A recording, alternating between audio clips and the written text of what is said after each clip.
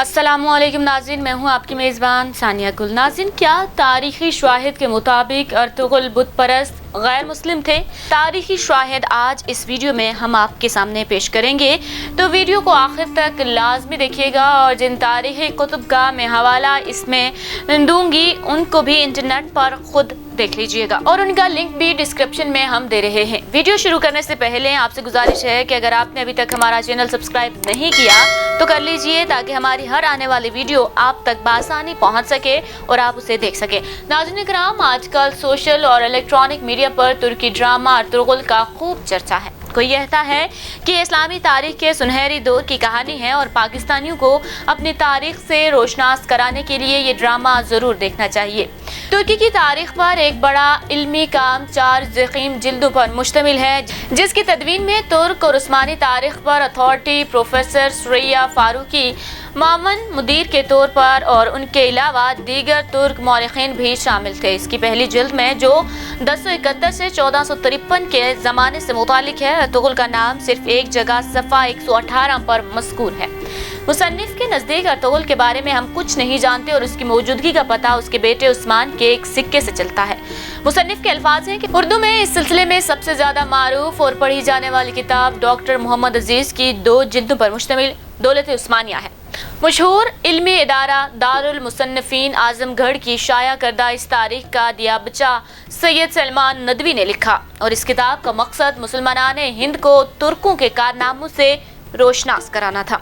Doctor अजीज लिखते हैं कि सलमान शाह और अर्तुगरुल गैर मुस्लिम थे और कबीले का पहला शख्स जिसने इस्लाम कबूल किया वो अर्तुगरुल का बेटा उस्मान था। इस बात की तरफ तवज्जो पंजाब यूनिवर्सिटी के शोबा तारीख से वाबस्ता प्रोफेसर फराज अंजुम ने दिलाई है, जिन्होंने अपनी एक हालिया पोस्ट में डॉक्टर अजीज की इसी किताब का हवाला दिया है। डॉक्टर अजीज एक मगरबी मौरख की शहादत पेश करते हैं। वो लिखते हैं कि मिस्टर हर्बर्ट गबनस ने अपनी मुस्तनिद तालीफ असासे सल्तनत उस्मानिया को शाया करके ये ताज़ा तहकीक पेश की कि सगूत में बदोबाश इख्तियार करने के वक्त उस्मान और उसके कबीले के लोग बुत परस्त थे। वो बराह रास्त तर्जुमा करते हुए लिखते हैं कि 13वीं सदी की इब्तिदा में हरासान और मावरा नहर के दूसरे इलाकों की जो कौमें एशियाई कोचक की सरहदों पर नुमादार हुई, उनके इस्लाम लाने का कोई सरीखे जिक्र किसी तारीख में नहीं मिलता। खुद उस्मानियों के मौरख नशरी के बयान से भी यही बात वाज़ेह होती है। उस्मान का मौरिस आला सलमान शाह और उसके साथी जो अपने वतन से निकल खड़े हुए गैर मुस्लिम थे। 12वीं सदी ईस्वी और उसके बाद के सियाहों की बकसरत शहादतों से भी यही मालूम होता है कि ये कौमें बुत परस्त थी। इन मुख्तलिफ तुर्की कबीलों ने जो उस जमाने में एशियाई कोचक में दाखिल हुई, अपने आप को एक इस्लामी माहौल में पाया।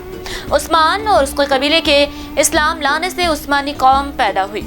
इस तब्दीली मजहब ही का नतीजा था कि 1290 के बाद उस्मान की फातिहाना सरगर्मियां शुरू हो गई। अर्तुगरुल और उस्मान एक देहाती सरदार की हैसियत से सगूत में सीधी सादी जिंदगी बसर करते थे। उनके उस जमाने की किसी जंग या फतह का जिक्र तारीख में मौजूद नहीं। अर्तुगरुल के ताल्लुकात अपने पड़ोसियों के साथ बिल्कुल सुलह दोस्ती के थे। नशरी का बयान है कि उस मुल्क के काफिर और मुस्लिम दोनों अर्तुगरुल और उसके लड़के की इज्जत करते थे। काफिर और मुस्लिम का कोई सवाल ही ना था। फिर दफ्तन हम उस्मान को अपने पड़ोसियों पर हमलावर होते और उनके किलों को फतह करते हुए देखते हैं।